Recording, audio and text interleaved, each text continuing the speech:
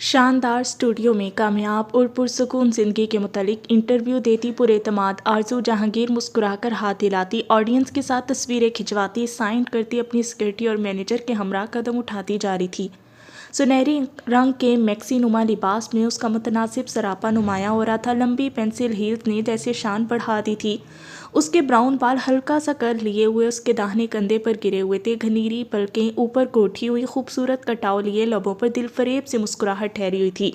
उसकी एक एक चीज़ नफीस, कीमती और महंगी थी। हाथ हिलाकर मध्यम सा मुस्कुराती वो कई धड़कनों को थमा रही थी। वो एक कामयाब औरत थी, कामयाब मॉडल, जिसकी चाल में खास वकार से झलकता नजर आ रहा था। वो कैमरा फ्लैशेस की जिद में हाथ हिलाती अपनी स्याह आलीशान गाड़ी में सवार हो चुकी थी। वो कुछ ही देर में मैनहट्टन की एक तवील इमारत में अपने एक लग्जरी फ्लैट में दाखिल हो रही थी, और तन्हा दाखिल हो रही थी। उसकी चाल का वो वकार जो गाड़ी से लिफ्ट और लिफ्ट से राहदारी तक था, वो अब ख़त्म हो रहा था। उसकी सीधी कमर ऊपर को उठी हुई गर्दन अब झुक रही थी। उसने अपना महंगा कीमती बैग छोड़ दिया। उसके ब्रांडेड नफीस जूते, जिसके पूरी दुनिया में बस 3 ही जोड़े थे, उन्हें खींच कर उतारते कुछ बेदर्दी से फेंका, जैसे वो उसके तलवों को जलाते रहे हों। अब वो क्रीम टाइल्स पर कदम उठाती अपने आलीशान बेडरूम का दरवाज़ा खोल रही थी। वो कमरा ऐसा था जैसे किसी मलका का हुजरा। वार्डरोब ने पूरी दीवार को घेर रखा था। उसके महंगे तरीन कपड़ों का, जूतों का, बैग्स का कलेक्शन नज़र आ रहा था। उसके जीते गए अवार्ड शीशे के उस पार सजे हुए दिखाई दे रहे थे।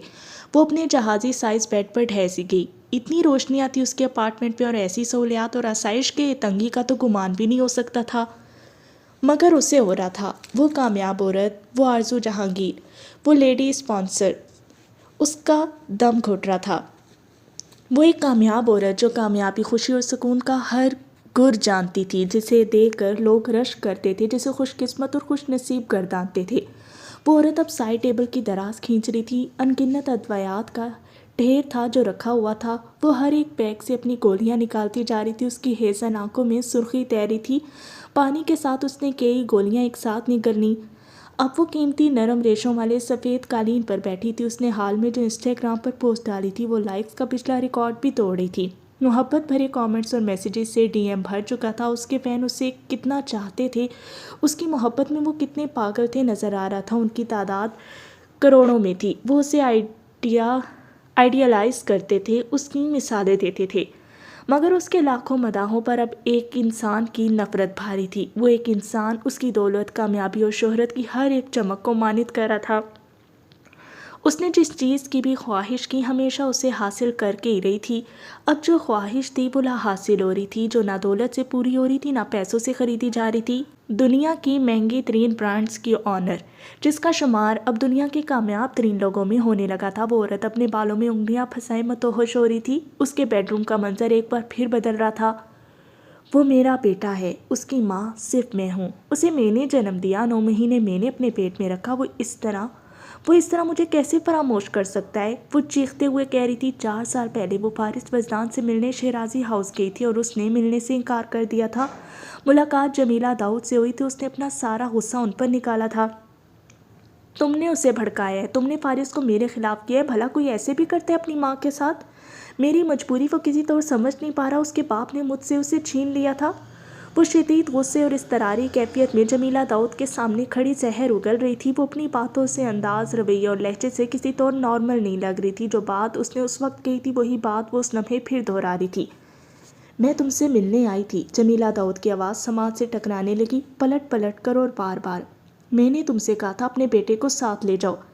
बेतहाशा सुर्ख आंखों में नमी लिए वो अपनी जगह थम गई। तुमने कुछ कहा था मुझसे, भूल गई हो तो याद दिला दूं?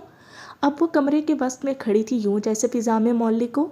तो यूं कहो ना कि तुमने मेरे बेटे को मेरे खिलाफ किया, तुमने उसके दिल में मेरे लिए नफरत भरी है, तुमने उसे वरगलाया है। चीख पड़ी आरजू जहांगीर। जमीला दाऊद ने उसे टोक दिया था।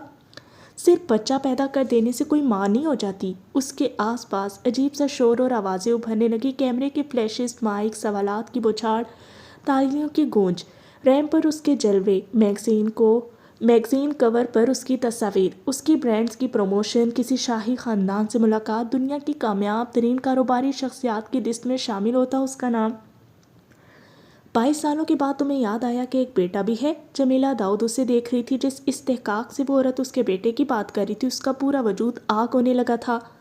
وہ میرا بیٹا ہے، میرا، میں اسے حاصل کر کے رہوں گی۔ جمیلہ داؤد سے ملاقات کے بعد اسے ایک ضد سی ہو گئی تھی، اب اسے اپنا بیٹا چاہیے، اس کی زندگی میں اپنا وجود چاہیے، اس کی محبت میں اپنا حصہ چاہیے۔ وہ کوئی چیز یا ایوارڈ نہیں ہے جسے تم جیت سکو۔ آواز کمرے میں گونج کر رہ کے اس کا وجود ساکت ہوا۔ کامیابی کی سیڑھی بھی نہیں جس پر قدم رکھ سکو۔ اس کی پلکیں لرز اٹھیں۔ کھوئی ہوئی ایسی شے بھی نہیں جسے سالوں بعد اون کر سکو۔ وہ بے جان ٹانگوں کے ساتھ نیچے بیٹھ گئی۔ آوازیں سماعتوں پر ہتھوڑے کی طرح برس رہی تھیں۔ وہ ایک ضد اور خواہش، محض خواہش ہی رہ گئی تھی کہ جس کے پیچھے ایک دنیا مرتی تھی۔ اس کے وجود سے اس کی اولاد کو نفرت تھی اور یہ نفرت اسے پاگل کر رہی تھی۔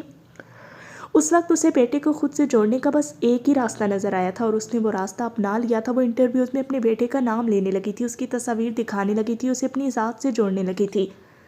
جانے کون سی کمی تھی جو وہ پوری کرنا چاہتی تھی۔ دنیا کی ساری محبتیں ایک طرف اور سگی اولاد کی نفرت دوسری طرف۔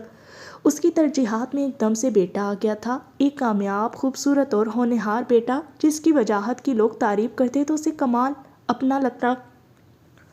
وہ اس کی اولاد ہے، وہ بتانا چاہتی تھی، وہ اس کا خون ہے، وہ اترانا چاہتی تھی۔ اس کی تمام دنیا اسی دائرے کے گرد گھومنے لگی۔ جو وہ چاہتی تھی وہ ہو گیا تھا۔ گوگل سرچ اس کی اولاد کے طور پر فارس شیرازی کا نام دکھانے لگا تھا۔ وہ صرف ایک نام تھا جو نظر آتا تھا، بیٹا کہیں نہیں تھا۔ رشتے ایسے نہیں جوڑے جا سکتے، ایسے نہیں بنائے جا سکتے۔ نام کے ساتھ نام لکھ دینے سے کچھ نہیں ہوتا، کچھ نہیں ہو سکتا تھا۔ جویریہ حبیب اس کی آواز سن کر دروازے پر دستک دیتی اندر آئی تھی۔ اس نے ترتیب و نفاست سے سجے اپنے اس کمرے کا ایک بار پھر حشر بگاڑ دیا تھا۔ وہ ایک بار پھر اس حالت میں تھی کہ ہر ایک چیز کو تہس نہس کر دینا چاہتی تھی۔ اس نے کہا، وہ مجھے نہیں جانتا، میرے بیٹے نے کہا۔ فارس کا چہرہ آنکھوں میں آ گیا تھا، اس کی آواز گونج کر رہ گئی تھی۔ میم، سنبھالیں خود کو۔ پریشانی اور فکر مندی کے عالم میں جویریہ اس کے سامنے بیٹھ گئی تھی۔ جویریہ، وہ میری اولاد ہے۔ سینے پر ہاتھ رکھ کے تاکیدی انداز اپنایا، جیسے یقین دلانا چاہ رہی ہو۔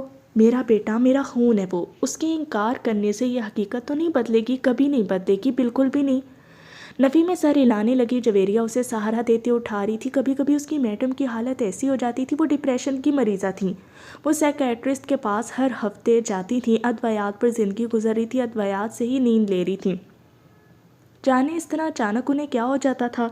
وہ بھری دنیا کے سامنے کچھ اور ہوتی تھی، تنہائی میں کچھ اور۔ جویریہ تعصب سے اسے دیکھ کر رہ گئی تھی۔ وہ آپ سے نہیں ملنا چاہتا، آپ اس بات کو چھوڑ کیوں نہیں دیتی؟ مجھے تنہائی کا احساس ہوتا ہے، میرے خیال سے مجھے حبیب سے بات کرنی چاہیے۔ میں عیسیٰ کو اپنے پاس بلا لیتی ہوں۔ ہاں، یہ ٹھیک رہے گا۔ فارس نہیں، عیسیٰ تو ہے۔ اٹھ کر عجلت میں اپنا موبائل اٹھا لیا۔ میم، جویریہ کے لب ہلے۔ منصور سے کہتی ہوں، وہی سب مینیج کرے گا۔ میم، عیسیٰ مر چکا ہے۔ موبائل فون کان سے لگائے اپنے تمام تر جوش کے ساتھ وہ ایک دم سے ساکت ہوئی۔ موبائل کان سے لگائے چند لمحوں تک کھڑی رہی، آنکھوں میں تفکرات کی پرچھائیاں لہرائیں، پیشانی پر ہاتھ رکھ کر خود پر حیران ہوئی کہ وہ کیسے بھول گئی۔ عیسیٰ کی وفات کو پورے 9 سال ہو چکے تھے۔ یہ بات اس کے ذہن سے کیسے نکل گئی؟ کیا ہوتا جا رہا ہے اسے؟ جویریہ حبیب کو اب کے بہت زیادہ تشویش ہونے لگی۔ اس مختصر عرصے میں یہ تیسری بار ہو رہا تھا کہ وہ عیسیٰ کو اس طرح سے یاد کر رہی تھی۔ عیسیٰ تو مر چکا ہے۔ زیر لب دہراتی نیچے بیٹھ گئی۔ 5 سال کا فارس، 3 سال کا عیسیٰ جب وہ انہیں چھوڑ کر گئی تھی۔ اسے پتہ نہیں کیوں خیال آیا اس کے بچے ابھی بہت چھوٹے ہیں۔ پیشانی مسل کر سر اٹھایا۔ کمرے کا منظر پھر سے بدل چکا تھا۔ اسے آس پاس بہت سے کھلونے بکھرے ہوئے دکھائی دیے۔ فارس کی چھوٹی سی کاریں، عیسیٰ کے جہاز اور ٹیڈی بیئرز، اس کی چھوٹی سی سائیکل، ٹی وی پر چلتے کارٹونز کا شور، خالی صفحے پر قلم گھسیٹ کر رنگ بھرتا، اپنی پیشانی پر بکھرے بالوں کو ہٹاتا فارس۔ ماما، اس نے گردن موڑ کر پیچھے دیکھا، آواز کی سمت۔ وہ سفید شارٹس پر سیاہ شرٹ پہنے سیڑھیوں کی طرف بھاگا تھا، پھر وہ اس کی ٹانگوں سے لپٹ گیا۔ اسے یہ سب کیوں یاد آ رہا ہے؟ آرزو کی آنکھوں میں عجیب وحشت سی اتر آئی۔ حبیب عیسیٰ کو اٹھائے کھڑے تھے۔ عیسیٰ شدت سے رو رہا تھا اور وہ اپنا بیگ گھسیٹتی، گلاسز آنکھوں میں ٹھہراتی بیرونی گیٹ عبور کر رہی تھی۔ طلاق ہو گئی، رشتہ ختم، تعلق ختم، سب ختم۔ آپ کو آرام کی ضرورت ہے، آپ سو جائیں، جویریہ حبیب کہہ رہی تھی، مگر وہ اپنے بچوں کو دیکھ رہی تھی۔ عیسیٰ کاٹ میں تھا، فارس اس کی گود میں بیٹھا باتیں کر رہا تھا۔ اس کی چھوٹی چھوٹی باتیں عجیب سا سکون رگوں پہ میں سرایت کرتا ہوا محسوس ہو رہا تھا۔ اس نے بیبی کاٹ کی طرف ہاتھ بڑھایا تو عیسیٰ وہاں نہیں تھا۔ فارس کی آواز ایک دم سے ختم ہوگی۔ فارس، آواز کے تعاقب میں وہ قدم اٹھاتی دوسرے کمرے تک گئی اور پتھرا کر رکی۔ اس نے 3 سالہ عیسیٰ کو دیکھا، اس کا پورا وجود بھیگا ہوا تھا، وہ نیچے بیٹھا تھا اور اپنے جھولے کو خود ہی ہلا رہا تھا، آہستہ آہستہ۔ اس کے کپڑوں سے ابھی بھی پانی ٹپک رہا تھا۔ اس کے رگوں پہ میں خوف کی لہر سرایت کر کے اس نے روتے ہوئے منہ پر ہاتھ رکھ لیے۔ میم، جویریہ حبیب نے کندھوں سے پکڑ کر ہلایا تھا۔ آرزو جہانگیر کی آنکھوں سے وحشت ٹپکتی ہوئی نظر آ رہی تھی۔ مجھے یہ سب کیوں نظر آ رہا ہے؟ اس کا وجود کپ کپا رہا تھا۔ جویریہ حبیب ترہم بھری نگاہوں سے اسے دیکھتی پیچھے ہٹ گئی تھی۔ اسے گمان ہوا وہ فکر مندی کے عالم میں تیزی سے باہر نکل گئی تھی۔ ڈاکٹر کو کال کرو، وہ کسی سے کہہ رہی تھی۔ آرزو جہانگیر کارپیٹ پر لیٹ گئی، اپنے آپ میں سمٹ کر اس نے اپنے گرد بازو باندھ لیے۔ کمرے میں اس کی مدھم سی آواز ابھی بھی گونج رہی تھی، وہ لوری تھی جو وہ بچوں کو سنا رہی تھی۔ فارس، ذرا زین کو پکڑو، جلدی سے پکڑو، بیٹھے بیٹھے چیخی۔ وہ کپڑے بدل کر ڈریسنگ روم سے نکلا تھا، تعصب سے اسے دیکھ کر رہ گیا، باہر جا کر اپنے ولی عہد کو پکڑ کر لے آیا۔ وہ اس کے بھی قابو میں نہیں آ رہا تھا۔ جب سے اس نے چلنا شروع کیا تھا تو تب سے یہی حالات تھے۔ جنت ریان کے کپڑے بدل کر مڑی تو فارس نے اسے اس کے حوالے کیا۔ وہ ایک دم سے چیخنے لگا، چاہتا تھا کہ اسے فرش پر چھوڑ دیا جائے اور وہ جس طرح مرضی چاہے چیزوں کو چھیڑے۔ چیخے چلائے بھاگے۔ رات بھر سو کر صبح تک فل بیٹری چارج تھی اس کی۔ میں تو بہت ڈیسنٹ بچی تھی، بالکل شور نہیں کرتی تھی۔ فارس نے آئینے کے سامنے اپنے اور پھر ریان کے بال بناتے ہوئے اس کی نقل اتاری۔ تو یہ کیسے طے ہوا کہ تم بچپن میں ایسے نہیں تھے؟ چڑھ کر کہا، میں قطعاً ایسا نہیں تھا۔ وہ ہڑبڑا کر رہ گئی، جلدی سے اپنی تیاری مکمل کر کے ریان کو ساتھ لیے باہر آیا تو مسز شیرازی ڈائننگ ٹیبل پر اس کا انتظار کر رہی تھی۔ Good morning mummy, Mrs Shirazi کو جا کر کہا۔ جنت زین کے کپڑے بدل کر کچھ ہی دیر میں آ گئی تھی، اسے کرسی پر بیلٹ میں جکڑ کر بٹھایا۔ اب وہ ہاتھ اٹھا کر پاپا کیے جا رہا تھا۔ جنت نے گہری سانس لے کر اسے دیکھا، مگر فارس اسے اپنی گود میں اٹھا چکا تھا، ہاتھوں میں بریڈ کا چھوٹا سا ٹکڑا پکڑا دیا۔ لیکن اسے اب وہ چیزیں بھی کھانی تھیں جو باقی سب کھا رہے تھے۔ زین، یہ لو۔ ایسے موقع پر ریان اپنے ہاتھوں سے اسے کھلانے کی کوشش کرتا، اب وہ یہی کر رہا تھا۔ تم آفس کے لیے لیٹ ہو جاؤ گے؟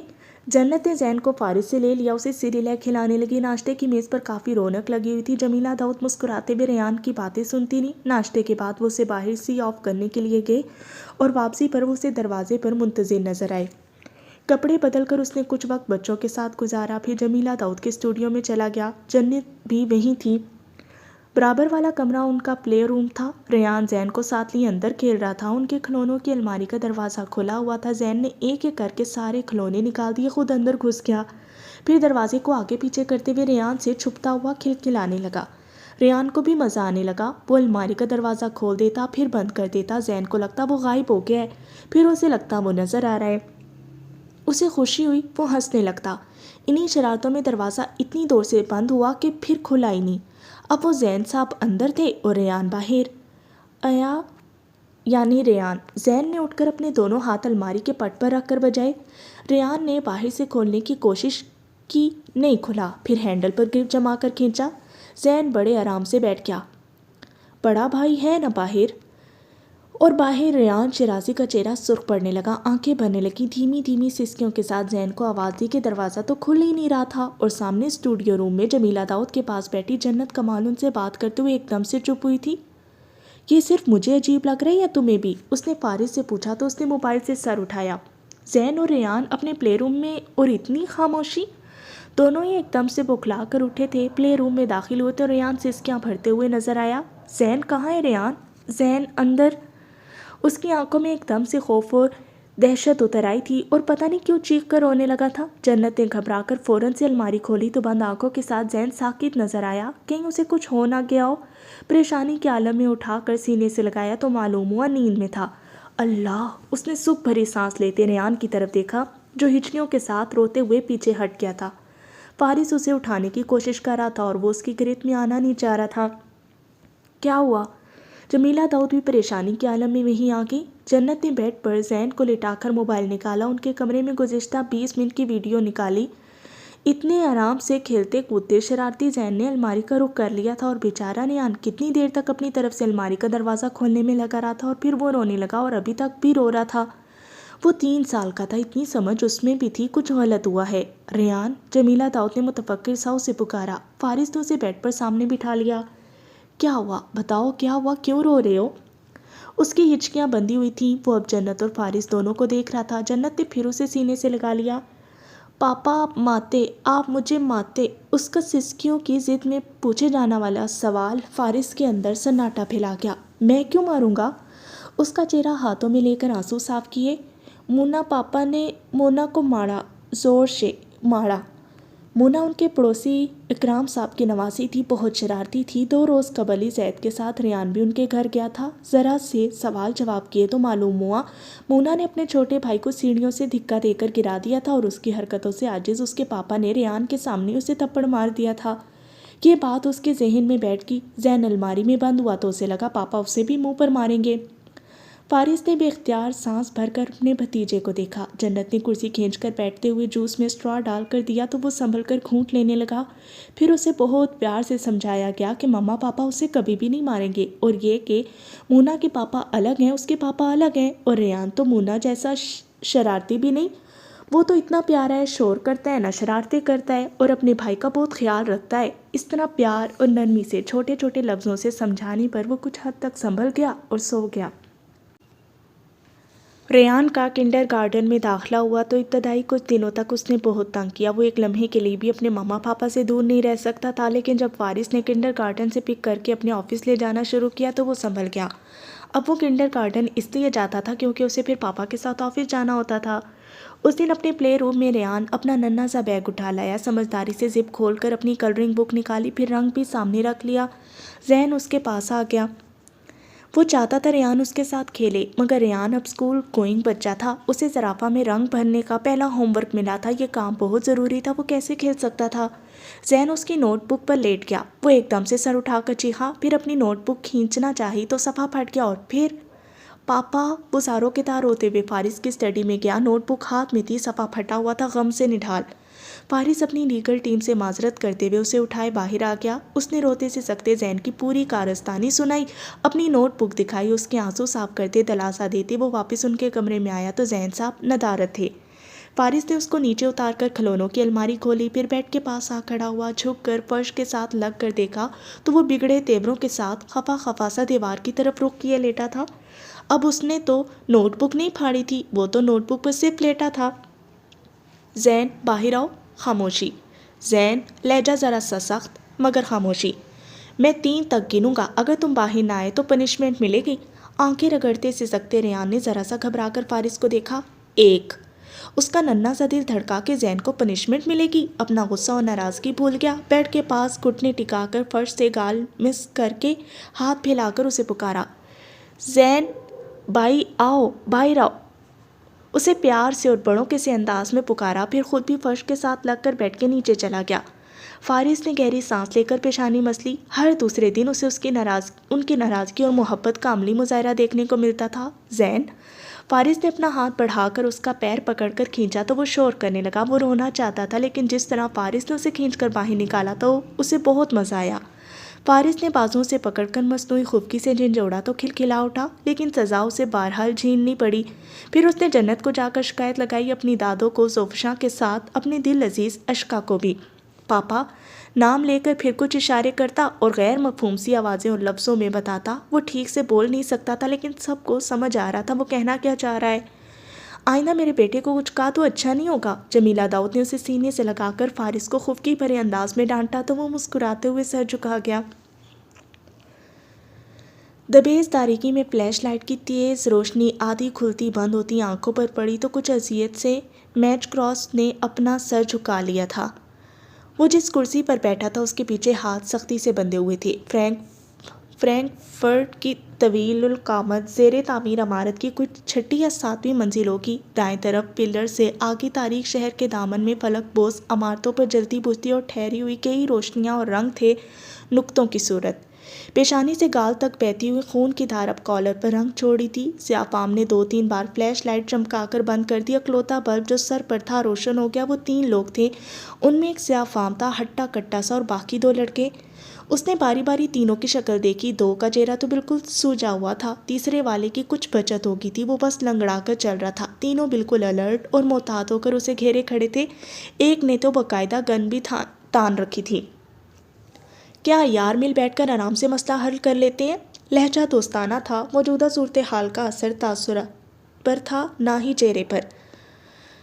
یکایک فون بج اٹھا۔ کال ریسیو کر کے کسی کو راہیم آفاق کی خبر پہنچائے گی۔ دوسری طرف سے انہیں ایک حکم دیا گیا۔ سیاہ فام نے ایک نظر اسے دیکھا، پھر باقی 2 ساتھیوں کو۔ بات ختم کر کے اس نے اپنے 2 ساتھیوں کو سرگوشی میں کچھ کہا۔ ایک کو وہاں رکنا تھا اور بقیہ 2 باہر پہرے کا سوچ رہے تھے۔ تو کس کے حکم پر کام کر رہے ہو تم لوگ؟ ہنری کے، فیصل یا پھر سلیمان نے بھیجا ہے؟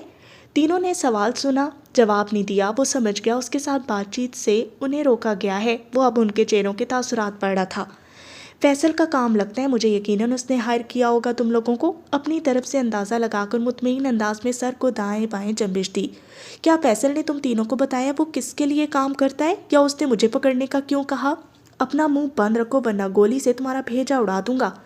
کرخت لہجے میں دھمکی دے کر سیاہ فام نے پلر کے پاس رک کر نیچے ویران سی سڑک پر دور تک کسی گاڑی کے نشان ڈھونڈنا چاہے۔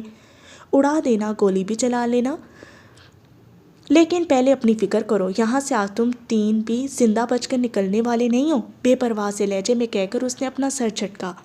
تم ہماری گرفت سے بچ کر نہیں نکل سکتے۔ سیاہ فام کی غراہٹ اس کے قریب سے گونجی تھی۔ کس نے کہا میں نکلنا چاہتا ہوں؟ مجھے ویسے بھی پرواہ نہیں، تم لوگ مجھے ہنری کے حوالے کرتے ہو یا فیصل کے؟ تینوں نے نہ سمجھی کے عالم میں ایک دوسرے کی شکل دیکھی تھی۔ یہ تو طے ہے کہ وہ میری جان نہیں لیں گے، کیوں؟ لیکن تمہارے ساتھ جو سلوک کریں گے اس کی فکر ہو رہی ہے مجھے۔ اس کی مسکراہٹ ایک دم سے گہری ہو گئی تھی، آنکھوں کا تاثر عجیب سی پوری اسراریت میں ڈھل گیا۔ کہنا کیا چاہ رہے ہو تم؟ جس نے پستول تانی تھی سوال بھی اسی نے کیا۔ وہ بھول گیا تھا کچھ دیر پہلے تک فون پر اسے راہیم آفاق سے کوئی بھی بات نہ کرنے کا حکم دیا گیا تھا۔ یہی کہ مجھے پکڑ کر تم تینوں نے اپنی زندگی خطرے میں ڈال دی ہے۔ بات واضح نہیں تھی، سمجھ سے باہر ہوگی۔ تمہیں ہم بے وقوف لگتے ہیں؟ اس نے پورے یقین کے ساتھ اس بات میں سر کو جنبش دی، اس سے پہلے کہ سیاہ فام غصے میں اسے ایک اور موقع رسید کرتا کہ وہ ایک دم سے چیخ اٹھا، رکو 1 سیکنڈ، بات تو سن لو میری۔ سیاہ فام نے رک کر اسے گریبان سے دبوچ لیا۔ اس نے بھی سسپینس کی انتہا کرتے ہوئے فر بولنا شروع کر دیا۔ وہ راہیم آفاق تھا، ایک ہیکر تھا۔ اسے فیصل کے باس نے 6 ماہ پہلے گھر کا سیکیورٹی سسٹم ڈیزائن کرنے کے لیے ہائر کیا تھا۔ لائبریری میں ایک خفیہ دروازہ کسی کتاب کو حرکت دینے پر کھلتا تھا اور وہ کتاب باس کے بیڈ روم میں رکھی گئی تھی۔ اس کے عالی شان گھر کے وسط میں ایک باغ تھا۔ اس باغ میں بیری کے درخت کے نیچے 4 لاشیں دفن تھیں۔ ایک تو اس کی معشوقہ تھی، دوسرا اس کا کوئی قریبی دوست تھا اور بقیہ 2 لاشوں کا اسے علم نہیں تھا۔ پھر اس نے بتایا کہ وہ کتنا مجبور اور غریب تھا اور اس کی ماں بیمار تھی اور علاج کے لیے پیسے چاہیے تھے اور اسے نہ چاہتے ہوئے یہ کام کرنا پڑا۔ اس نے تفصیل سے بتایا کیسے وہ اس گھر میں کیا اور کیسے ان کی ڈیلی اور کیسے وہ حقیقت منکشف ہو جانے پر اسے جان سے مارنا چاہتے تھے۔ کہانی سنانے کا انداز اتنا متاثر کن تھا کہ وہ دم سادے اسے سنتے گئے۔ اس نے پاس ورڈ سے لے کر سیب، خفیہ دروازے اور چھپے ہوئے کسی تہہ خانے تک کی معلومات انہیں بتا دی تھیں۔ کچھ ایسے رازوں سے پردہ ہٹا دیا جس سے آنکھوں میں دہشت آ گئی، اور کچھ ایسے کارناموں سے بھی آگاہ کر دیا جو خطرے سے خالی نہیں تھے۔ اور وہ تینوں اپنے کلائنٹ کی ہر معلومات سے بے خبر اسے صدمے سے تکے جا رہے تھے۔ کیا وہ اتنے خطرناک آدمی کے لیے کام کر رہے ہیں؟ سماعت پر یقین نہیں آیا کہ جس نے ہائر کیا تھا خاصا معقول آدمی لگا تھا۔ ان سب باتوں کا ہم سے کیا لینا دینا؟ اکھڑ پن سی کرختگی سے سوال اچھالا گیا کہ انہیں بس ایک نوجوان کو پکڑ کر کسی کے حوالے کرنا تھا اور اپنی مطلوبہ رقم حاصل کرنی تھی، بات ختم۔ کیونکہ یہ راز مجھ تک ہے تو وہ میرے پیچھے ہیں۔ جب انہیں پتہ چلے گا تم لوگوں کو بھی میں نے سب کچھ بتا دیا تو وہ تو تمہیں بھی نہیں چھوڑیں گے۔ وہ ہنسا تھا اور ان تینوں کے پیروں سے زمین نکل گئی تھی۔ اتنی توجہ سے ساری باتیں سننے پر انہوں نے خود کو لعنت ملامت کی۔ کیا بکواس ہے یہ؟ کوئی بکواس نہیں، بس آنے دو انہیں۔ یہاں ایک نہیں 4 لاشیں گریں گی۔ ان کے سر پر بم پھوڑ کر مسکرایا۔ کوئی ٹینشن فکر سرے سے نہیں تھی۔ اچانک ہی گاڑی کے ٹائر چرچرائے۔ سیاہ فام نے جھک کر نیچے دیکھا تو وین سے کچھ سوٹیٹ بوٹیٹ لوگ نکلتے نظر آئے۔ تعداد میں وہ 6 تھے۔ اسے زندگی میں پہلی بار سچ مچ میں خطرے کا احساس ہوا۔ کام بس چھوٹا سا تھا، اسے راہیم آفاق کو زندہ سلامت ان کے حوالے کر کے اپنا معاوضہ لینا تھا اور پھر اپنے وہ 2 ساتھیوں کے ساتھ یہاں سے چلتے بننا تھا۔ لیکن جو خوفناک نقشہ راہیم آفاق نے کھینچا تھا اسے مد نظر رکھتے ہوئے اب اسے ایک دم سے یہ سب بہت مشکل لگنے لگا تھا۔ نہ اس نے کبھی اپنے ہاتھ خون سے رنگے تھے، نہ وہ یہاں کسی اور کو رنگنے دے سکتا تھا۔ برو، میں نے بولا بھی تھا یہ کام ہمارے بس کا نہیں ہے۔ سرخ جیکٹ والا لڑکا گھبرا گیا۔ 4 ماہ پہلے تک وہ کسی باکسنگ کلب کے ساتھ جڑے رہے تھے، پھر کسی چھوٹی سی بدمزگی پر کلب انتظامیہ نے انہیں نکالا تو انہوں نے انتقاماً تہیہ کر لیا وہ پیسہ کما کر اپنا باکسنگ کلب تعمیر کریں گے۔ اب پیسہ ایک ہی دن میں نہیں کمایا جا سکتا تھا، سو پارٹ ٹائم جابز کرتے کرتے وہ فیصل کے ہتھے چڑھ گئے، جنہیں کچھ باکسرز کی تلاش تھی۔ کام آسان تھا کہ کسی لڑکے کو پکڑ کر ان کے حوالے کرنا تھا اور بدلے میں وہ انہیں معقول رقم آفر کر رہے تھے، اور اب جب سارا کام ہو چکا تھا تو انہیں اپنی زندگی خطرے میں پڑتی ہوئی نظر آنے لگی۔ آنے دو انہیں، بالکل آنے دو انہیں، رحیم آپا گنگنا رہا تھا۔ تم نے ہمیں کچھ نہیں بتایا ہے۔ $20,000 کی رقم آنکھوں میں لہرائی تو وہ غرایا۔ سب بتا دیے اور ان کے سامنے بھی بتاؤں گا، بار بار دہراؤں گا۔ وہ اوپر آ رہے ہیں، تیسرے لڑکے نے متوحش ہو کر اطلاع پہنچائی۔ اس سے پہلے کہ کوئی کچھ کہتا، سیاہ فام نے اشتعال میں پستول کا بٹ اس کے سر پر دے مارا تھا۔ شدید ضرب سے رحیم کا سر گھوم کر رہ گیا۔ کھول دو اسے۔ نیچے سیڑھیوں پر اجلت میں قدم اٹھاتے بھاری جوتوں کی آواز واضح ہونے لگی۔ وہ جو بڑی مشکل سے پکڑ کر اسے باندھ کر لائے تھے، اس کے ہاتھ کھولتے کالر سے پکڑ کر دوسرے دروازے کی جانب دھکیلتے ہوئے باہر کو بھاگے۔ اجلت میں ایمرجنسی آہنی سیڑھیاں اترتے ہوئے وہ بیرونی دیوار کے ساتھ لگ کر آہنی راڈز پر گرفت جمائے مہارت سے نچلی منزل کا رخ کرتا نظروں سے کچھ دیر کے لیے اوجھل ہوا۔ اس کا سراپا پھر دوسری منزل پر نمودار ہوا۔ دیوار پھلانگ کر وہ کچھ ہی دیر میں کھڑکی سے باہر تھا۔ سامنے عمارت کی منزل سے دوربین سے اس کی تمام کارروائیوں کو ملاحظہ کرتے سختی سے بھنچے ہوئے لبوں میں جنبش ہوئی۔ ان گدھوں کو کہا بھی تھا اس سے بات مت کرنا۔ ان 3 لوگوں کو پچھلی سڑک سے جاتے ہوئے دیکھا جا سکتا تھا۔ اوپن مال کی طرف لوگوں کے ہجوم میں گم ہوتے ہوئے رحیم آپاک دائیں جانب ایک دکان کا دروازہ کھول کر اندر چلا گیا۔ کچھ ہی دیر میں وہ سامنے کے دروازے سے باہر تھا۔ اب نہ جیکٹ وہ تھی، نہ حلیہ اور نہ ہی چال۔ وہ اب ایک ادھیڑ عمر بیمار اور نہیں سا بوڑھا تھا جو کپ کپائے ہوئے پوری طرح سے کھانستا ہوا سست روی سے قدم اٹھا رہا تھا۔ کہاں گیا؟ تم اس طرف دیکھو، میں اس طرف جاتا ہوں، اور تم وہاں سامنے۔ حکم ملتے ہی وہ اس کے دائیں بائیں سے لوگوں سے راستہ بناتے نکل گئے تھے۔ ہیڈ کے نیچے سر جھکا ہوا تھا۔ رحیم آپاک کے لبوں پر مسکراہٹ سج گئی تھی اور آنکھوں کی چمک خطرناک حد تک بڑھ چکی تھی۔ وہ بوڑھا، نحیف سا، بیمار اور کھانستا ہوا اسی راہداری سے نکل کر جا چکا تھا۔ ہاتھ میں موبائل لیے وہ ہاسپٹل کے ویٹنگ روم میں بیٹھی تھی۔ میسج ٹائپ کرتے ہوئے اس نے اپنے برابر میں ہی خالی جگہ پر ایک نوجوان خاتون کو بیٹھنے کی جگہ دی تو اس نے مسکراتے ہوئے شکریہ ادا کیا۔ وہ کافی دیر سے بیگ کندھے سے لگائے کسی کے انتظار میں وہاں کھڑی تھی۔ پہلا بیبی ہے آپ کا؟ اس نے پوچھا تو جنت مسکرائی۔ نہیں، دوسرا ہے، ماشاءاللہ۔ اس کا جواب اس کی آنکھوں میں عجیب طرح کا حزن اور نمی لے آیا تھا۔ اور آپ کے کتنے بچے ہیں؟ اب بات شروع ہو ہی گئی تھی تو اس نے خوشگوار لہجے میں پوچھا۔ وہ لمحے بھر کے لیے کسی درد کی اذیت میں آئی۔ میری اولاد نہیں ہے، میں یہاں چھوٹی بہن کے ساتھ آئی ہوں۔ جنت نے اس ایک لمحے میں اس کے اعتماد کو بکھرتے، مسکراہٹ کو سمٹتے اور حزن کی دلدل میں اترتے ہوئے دیکھا۔ یوں لگا جیسے وہ اس کا ہی حزن ہو، کسی اور کی آنکھوں میں ٹھہرا ہوا نظر آ گیا ہو، جیسے وہ کسی اور جنت کے سامنے بٹھا دی گئی ہو۔ شادی کو کتنے سال ہوئے؟ اس نے پوچھا۔ 12 سال۔ آنکھوں کی نمی بڑھ گئی۔ دعا کیجیے گا میرے لیے، اللہ مجھے بھی دے۔ جنت نے آہستگی سے اس کا ہاتھ پکڑا۔ ضبط پکڑتی اس کی مٹھی سختی سے بند ہو چکی تھی۔ پتہ نہیں وہ کن حالات سے گزر رہی تھی کہ چہرہ سرخ پڑنے لگا اور آنکھیں تر ہو رہی تھیں۔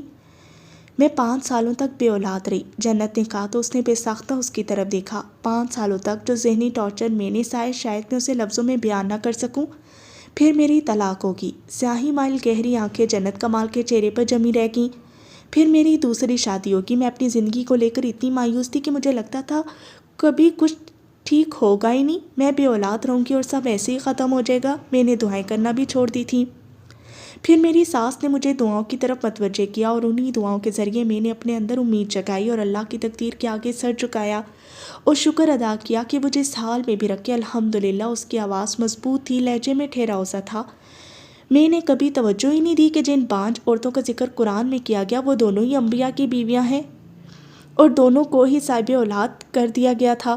دونوں کے بطن سے نبیوں نے جنم لیا۔ میں نے کبھی اس بارے میں نہیں سوچا کہ مریم علیہ السلام کے حجرے میں جو بے موسمی پھلوں کا ذکر ہوا تو کیوں ہوا؟ پھلوں کو دیکھ کر زکریا علیہ السلام نے امید پکڑ لی۔ آیات کو پڑھ کر میں کبھی کیوں نہ پکڑ سکی؟ زکریا علیہ السلام کو لگا تھا کہ وہ اب بڑی عمر کے ہیں اور ان کی زوجہ 5 ہے۔ انہوں نے یہ بات اللہ سے کہی اور اللہ کا جواب وہ صرف ان کے لیے نہیں تھا، وہ ہر اس عورت اور مرد کے لیے جو اولاد کی نعمت سے محروم ہے۔ اس نے رک کر اس کی آنکھوں میں دیکھا۔ ضبط پکڑتے لب کپ کپا اٹھے تھے۔ دعائیں رد نہیں ہوتی، کبھی نہیں ہوتی۔ اللہ پلان کرتا ہے، اس نے ہمیں کب کس وقت کیا دینا ہے اور کس طرح دینا ہے۔ اس لیے میں آپ سے بھی یہی کہوں گی، نا امید مت ہو، صبر کریں اور دعا اور آزمائش سے گزرنے کی ہمت مانگیں۔ اس دنیا نے تو پھر بھی ختم ہو جانا ہے، لیکن یہ جو آزمائش کے دوران ہمارے اعمال ہوں گے، ہماری عبادات، ہمارا یقین، ہمارا ایمان اور اللہ پر اعتبار اور دعائیں، یہ آخرت تک جائے گی، یہی آخرت میں کام آئیں گی۔ رک کر اس کی آنکھوں میں دیکھا۔ ہر انسان کے ٹیسٹ کا دورانیہ مختلف ہے۔ میرا امتحان 5 سالوں تک رہا اور اللہ نے پھر مجھے دیا، وہ آپ کو بھی دے گا۔ اس نے پھر اس کی مٹھی آہستگی سے کھولی۔ اسے کھلا رکھیں، بند نہ ہونے دیں۔ جو آپ اپنی اولاد پر خرچ کرتے ہیں اسے یتیموں مسکینوں پر خرچ کریں۔ جیسے زکریا علیہ السلام مریم علیہ السلام کی کفالت کی تھی، اسی طرح آپ بھی کسی کی کفالت کر لیں۔ اللہ کی راہ میں جتنا ہو سکے دیں اور دعائیں جاری رکھیں۔ دعائیں تقدیر سے لڑتی ہیں اور صدقہ مصیبت پریشانیوں کو ٹالتا ہے۔ وہ سانس روک کر اسے سن رہی تھی۔ میری دعا ہے اللہ آپ کو بہت نیک صالح اولاد سے نوازے، آمین۔ قریب بڑھا کر بولی تو اس نے تشکر بھری نگاہوں سے دیکھتے اپنے آنسو صاف کر لیے۔ اس کا موبائل بجنے لگا تو اٹھا کر دیکھا فارس کی کال آ رہی تھی۔ میں چلتی ہوں کہہ کر مسکراتے ہوئے اٹھنے لگی تو اس نے ہاتھ پکڑ کر روک لیا۔ تمہارا نام کیا ہے؟ جنت کمال۔ جواب دے کر وہ مسکراتے ہوئے جانے کے لیے مڑ گئی تھی۔ ویٹنگ روم میں بیٹھی خاتون نے آنکھوں میں نمی لیے اسے دور تک جاتے ہوئے دیکھا تھا۔ وہ بزنس ٹرپ سے واپس لوٹا تو احساسات بے حد مختلف تھے۔ گزشتہ رات فون پر ملنے والی خبر نے اسے مزید وہاں ٹھہرنے نہیں دیا تھا۔ وہ جلدی واپس آ گیا تھا۔ گھر میں داخل ہوا تو خاموشی کا راز تھا، کسی کو اس کی آمد کی خبر نہیں تھی۔ سیڑھیاں چڑھ کر اپنے بیڈ روم کا رخ کیا، دروازہ آہستگی سے کھول دیا۔ نیم تاریکی میں جنت اسے بیڈ پر دراز دکھائی دی۔ بے آواز قدموں کے ساتھ اس نے بیبی کاٹ کا رخ کیا۔ گلابی مخملی کمبل میں لپٹا ہوا ننھا وجود گہری نیند میں تھا۔ وہ اپنی جگہ منجمد سا کھڑا رہ گیا۔ اس نے ایک بار پھر محسوس کیا جیسے اس کا وجود ٹکڑوں میں بٹ گیا ہو۔ آواز دھڑکنوں کی تھی جو سماعت میں ٹھہر کے احساسات عجیب ہونے لگے۔ اس نے ہمت پکڑتے ہوئے جھک کر بے حد احتیاط سے اسے اٹھا لیا تھا۔ نگاہیں اس کے پیارے سے چہرے پر جمی رہ گئیں۔ اسے یوں لگا جیسے وہ وہی ہو، وہ اسے عطا کر دی گئی ہو۔ آہٹ پر جنت کی آنکھ کھل گئی تھی۔ کوہنی کے بال اوپر ہوئی اور فارس پر نظر پڑتے ہی ٹھہر گئی۔ نیم تاریکی میں وہ اسے دیکھ سکتی تھی۔ وہ اپنی بیٹی کو سینے سے لگائے کھڑا تھا۔ وہ اس کا ماتھا، اس کا گال چوم رہا تھا۔ اس کی آنکھیں تر تھیں۔ وہ بے حد احتیاط سے اٹھ کر بیٹھ کے لحاف ہٹا کر اس کے پاس آ گئی۔ اس نے فارس کے بازو پر ہاتھ رکھا تو اس نے گردن موڑ کر جنت کو دیکھا۔ وہ موت کی سرحدوں کو چھو کر پلٹی تھی۔ اس کی رنگت زرد اور آنکھوں کے حلقے گہرے لگ رہے تھے، لیکن مومی چہرے پر الوہی سی خوشی نظر آ رہی تھی۔ وہ اپنی بیٹی کی پیدائش پر یہاں نہیں تھا۔ اسے سوچ کر دکھ ہوا، اسے یہاں ہونا چاہیے تھا۔ ہم تمہارا انتظار کر رہے تھے، وہ بولی تو مسکراہٹ لبوں پر آ گئی۔ وہ اپنی بیٹی کو باہوں میں لیے اس کے پاس ہی بیٹھ گیا۔ جنت کا دانا ہاتھ اس کے ہاتھ میں تھا۔ وہ دونوں ہی اب اسے دیکھ رہے تھے۔ وہ مندی مندی آنکھیں کھولے ہوئے تھی، لبوں کو جنبش دیتے دیکھنے کی کوشش کر رہی تھی۔ مٹھیاں بھینچی ہوئی تھیں۔ گلابی لباس اس کی اپنی رنگت سے میچ کر رہا تھا۔ وہ انگوٹھے سے اس کے گال کو چھوتے ہوئے اب اس سے بات کر رہا تھا۔ زین کا نام میں نے رکھا تھا، اس کا نام تم رکھو گے؟ وہ کندھے سے گال مس کیے بہت نرمی سے بولی۔ کیا رکھنا چاہیے؟ جو تم اپنی پہلی بیٹی کا رکھنا چاہتے تھی، آہستگی سے کہتے ہوئے اس نے فارس کے بازو پر اپنی گرفت مضبوط کر لی۔ میں اس کا نام جنہ رکھنا چاہتا تھا۔ لمحے بھر کے لیے جنت کمال کی دھڑکنیں تھم گئیں۔ آنکھوں میں محبت کی نرمی لیے اس نے فارس کو دیکھا۔ وہ اس کا نام تھا، چھوٹا سا ایک لفظ جو اس کی پہچان بنا تھا اور وہ اسے کبھی بھی بھلا نہیں سکا تھا۔ ماں اور بیٹی کا ایک سا نام؟ بالکل۔ کیا خیال ہے؟ فارس نے پوچھا تو وہ مسکرائی۔ مجھے زین کا نام پھر فارس رکھنا چاہیے تھا۔ وہ ہنس دیا۔ تو اب طے کرو۔ اس نے کپڑا ذرا سا نیچے کرتے ہوئے اپنی بیٹی کی ناک کو چھوا۔ جنت، جنہ اور اس سے جڑا ہوا ایک اور نام، جنان۔ وہ نام جنت کمال کو بہت پیارا لگا۔ جنان اقلت، ہاں، اور اسی پیاری سی پری کا نام اس رات طے ہو گیا۔ سفر کی تھکان کے باوجود اس رات فارس وجدان رات دیر تک اپنی بیٹی کو گود میں لیے بیٹھا رہا۔ وہ اس کے وجود سے لگی تھی تو زندگی کا احساس ہو رہا تھا، اور وہ درد جو دل میں تھا اس کی چبھن ہلکی ہو رہی تھی۔ وجدان ہاؤس کے لان میں دھوپ اتری ہوئی تھی۔ خالی کینوس کے ساتھ برش ہاتھ میں لیے جمیلہ داؤد وہیں بیٹھی تھی۔ ریان اپنی گیند سے کھیل رہا تھا۔ دوڑتے بھاگتے چیختے ہوئے زین اس کا بھرپور ساتھ دے رہا تھا۔ اوپری منزل کی دیوار گیر کھڑکیوں سے باہر کا منظر دیکھتے ہوئے جنت نے کاغذات سے بھرا ہوا اسری اسرا کا فولڈ دراز میں رکھ دیا۔ صرف ایک صفحہ تھا جو اس کے ہاتھ میں دھرا رہ گیا تھا۔ تلاش کا سفر مکمل ہو گیا تھا۔ جس جواب کی تلاش تھی وہ اسے مل چکا تھا۔ اس نے بیبی کاٹ پر جھک کر اپنی ننھی سی گڑیا کو باہوں میں اٹھا لیا۔ سفید فراک میں ملبوس جنان اپنے ہاتھ پیر چلا رہی تھی۔ احتیاط سے سیڑھیاں اتر کر وہ باہر آ گئی۔ جمیلہ داؤد نے اسے اپنی جانب آتے ہوئے دیکھا تو برش رکھ دیا۔ لان چیئر پر ان کے پاس بیٹھتے ہوئے انہوں نے جنان کو پکارا تو وہ مسکرائی۔ ریان بھاگا چلا آیا تھا۔ ان کی بہنیں ابھی جاگی تھی تو جنت نے جنت کے گھٹنوں پر ہاتھ رکھے اوپر ہو کر اس کے گال پر پیار کیا۔ زین کو فی الحال بوسہ لینا نہیں آتا تھا، سو اس نے بھی اپنے بھائی کی دیکھا دیکھی اپنے لب جنان کے گلابی گالوں پر رکھ کر ہٹا لیے۔ مسز شیرازی ہنس پڑی۔ جنت نے اسری یسریٰ کے کاغذات ان کے سامنے میز پر رکھ دیے۔ مجھے لگتا ہے شاید میں کسی حد تک جواب تک پہنچ گئی ہوں، اس نے کہا تو مسز شیرازی کی آنکھوں میں اشتیاق کی ایک لہر ابھری۔ مسکراتے ہوئے انہوں نے ایک نظر صفحات پر ڈالی۔ میں تم سے سننا چاہتی ہوں۔ ایک بار پہلے انہوں نے اس کا ریسرچ ورک پڑھا تھا، اس کی غیر موجودگی میں پڑھا تھا، اب وہ اس کا ہر جواب اس سے ہی سننا چاہتی تھی۔ اس نے گہری سانس دے کر گال پر پھسلتی لٹ کو کان کے پیچھے کر دیا۔ دھوپ میں اس کی اجلی رنگت چمک رہی تھی۔ اس نے پہلا صفحہ کھول دیا۔ آیت ہے ان مع العسر یسرا، ان مع العسر یسرا۔ اس نے ایک لمحے کا توقف کیا۔ عسری اسم معرفہ ہے، یسرا اسم نکرہ۔ عصر کے آغاز میں الف لام ہے جس نے اسے محدود کر دیا ہے، محدود یعنی ایک حد میں مقید کر دینا، اور یسرا بغیر الف لام کے مطلق ہے۔ مطلق وہ الفاظ ہے جو ہر لحاظ سے غیر مقید، غیر مشروط، غیر معین یا غیر محدود ہوتے ہیں۔ آسان لفظوں میں یوں کہنا مناسب رہے گا جو مکمل یا آزاد ہوں۔ جمیلہ داؤد نے اس بات میں سر کو جنبش دی تو اس نے بات جاری رکھی۔ العصر معرفہ مقید ہے، مقید یعنی باندھا ہوا، ایک حد میں رکھا ہوا، اور یسرا مطلق ہے یعنی مکمل اور آزاد۔ لان کی سرسبز گھاس پر سے لہرا کر اٹھتی ہوائیں درختوں کی شاخوں سے گزر گئی تھی۔ نیلے آسمان کی بلندیوں پر کہیں کہیں سفیدی پھیلنے لگی۔ آیت نے عسری کو الف لام سے خاص معرفہ کر دیا اور یسر کو بغیر الف لام کے عام نکرہ کر دیا۔ اس نے آہستگی سے صفحہ پلٹ دیا تھا، لیکن یہاں عسری کے مقابلے میں یسر نہیں یسرا ہے، الف کے ساتھ۔ الف یسر کی تعظیم کے لیے ہے، یسرا اسم تکبیر ہے۔ اسم تکبیر نشاندہی کرتی ہر اس شے کی جو عظیم ہے۔ اس کی آواز مضبوط اور لہجہ ٹھہرا ہوا تھا۔ وہ آنکھوں میں چمک رہی بہت شوق اور ایکسائٹمنٹ کے ساتھ انہیں بتا رہی تھی۔ تو اس حساب سے آیت کا مطلب ہوا بے شک ہر مشکل کے ساتھ عظیم آسانی ہے۔ جمیلہ داؤد رشک بھری نگاہوں سے اسے دیکھ رہی تھی۔ جنت کمال اپنے سوال کی تہہ تک پہنچ گئی تھی۔ اس نے اپنے حالات کو سمجھ کر جواب اخذ کر لیا تھا، ابتلا کو سمجھ لیا تھا، یسرا کو پا لیا تھا۔ ہر وہ تکلیف، اذیت، آزمائش یا ابتلا جسے ہم فیس کر رہے ہیں یا جس میں ہم روتے تڑپتے گزر رہے ہیں، اس کے ساتھ ہمارے لیے ایک بہت بڑی آسانی ہے۔ جو انعام ہمیں ملے گا وہ ہماری سوچ سے بڑھ کر ہوگا۔ جو عسر کے طرح صرف یسر نہیں ہوگا، وہ یسرا ہوگا، یعنی وہ عظیم ہوگا۔ ریان کی گیند بہت دور جا گری تھی۔ زین نے بھاگتے ہوئے پہلے پہنچنے کی کوشش کی۔ کیاری میں چند ایک پھولوں کی پنکھڑیاں ٹوٹ کر نیچے آ گریں۔ ہوا نے رخ بدل لیا۔ آیات یا تو تاکید کے لیے دہرائی جاتی ہیں یا تہدید یعنی خوف کے لیے، یا پھر تعظیم کے لیے یعنی اللہ کے اس کلام کی گہرائی یا عظمت بیان کرنے کے لیے۔ اور کیا آپ یقین کریں گی کہ اس ایک جیسی دہرائی جانے والی آیت میں مجھے ایک مکمل طور پر مختلف مطلب نظر آیا ہے؟ اس نے ایک لمحے کا توقف کر کے ان کی آنکھوں میں بہت امید اور یقین سے دیکھا تھا۔ جنان اب اس کی چوڑیوں پر ہاتھ رکھ رہی تھی۔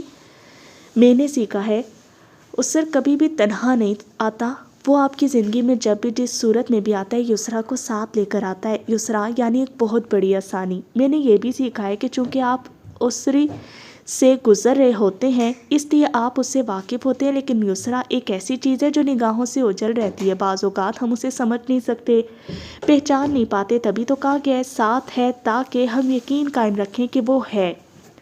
میں نے اس آیت سے یہ بھی سیکھا ہے کہ یسرا دو طرح کے ہوتے ہیں۔ ایک یسرا تو وہ ہے جو آپ کو صبر کے بدلے، محنت کے بدلے مستقبل میں مل جاتا ہے، وہ محنت جس کا ذکر سورت کی اگلی آیت میں بھی ہے۔ دوسرا یسرا وہ ہے جسے سخت مشکل حالات سے گزرتے آپ اسے پا چکے ہوتے ہیں اور اسے جی بھی رہے ہوتے ہیں، پر آپ کو اس کا علم نہیں ہوتا۔ وہ بہت گہرائی میں بات کر رہی تھی جو انہوں نے بھی نہیں سوچا تھا۔ جنت کمال وہ بھی سوچ رہی تھی۔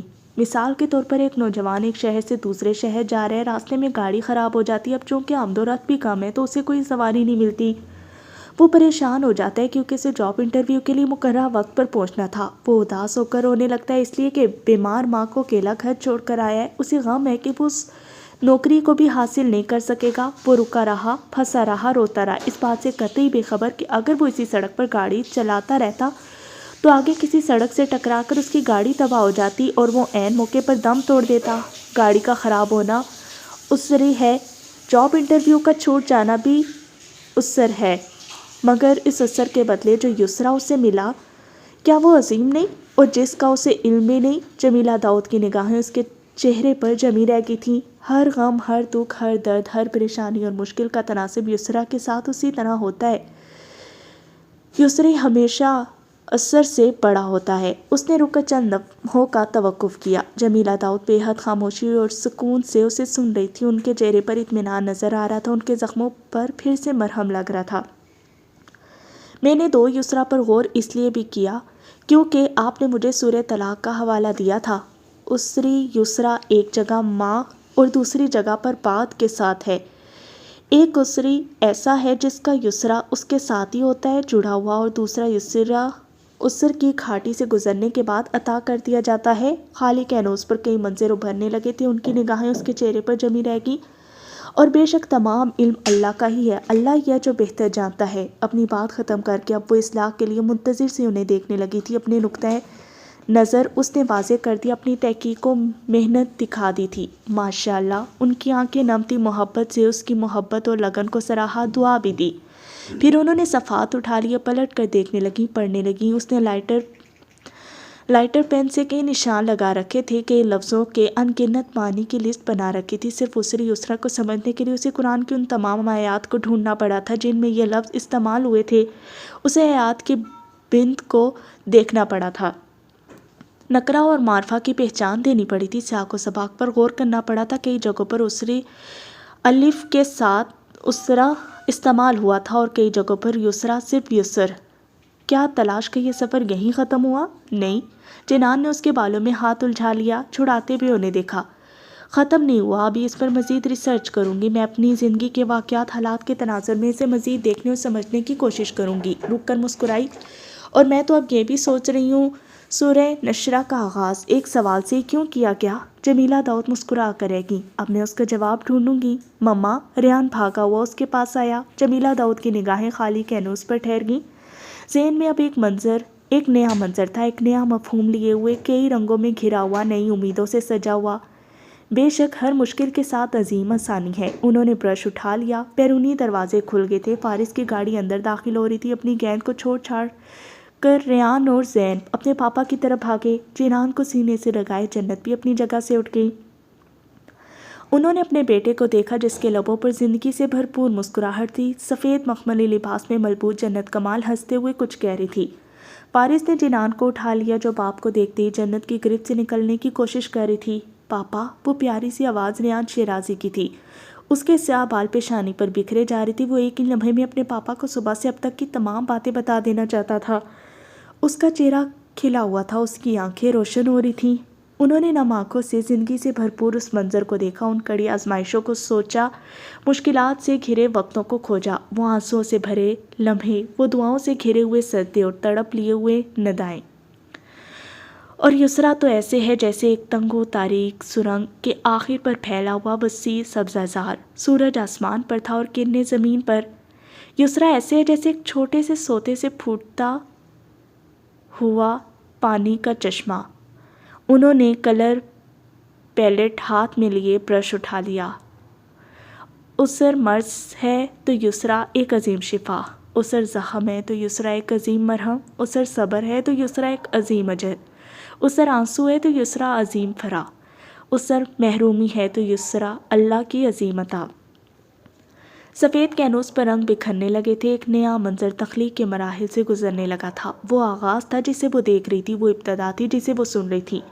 نام اللہ کا تھا، صرف اس کا ہی تھا۔ وہی مجیب، وہی خالق، وہی رازق اور وہی مالک ہے جس نے احاطہ کر رکھا اپنی مخلوق کا، ان کی دعاؤں اور اعمال کا، ان کے یقین اور ایمان کا۔ بے شک ہر مشکل کے ساتھ عظیم آسانی ہے۔ ہوائیں تیز چلنے لگی تھیں، آسمان پر بادل پھیل رہے تھے، دھرتی پر املتاس کے درختوں سے سنہری بارش ہونے لگی۔ صفحے پلٹ دیے گئے تھے اور قلم اٹھا لیا گیا تھا ایک نئی حقائق کے لیے جو وقت کے کسی اور دائرے پر ابھرنے والی تھی۔ ختم شد۔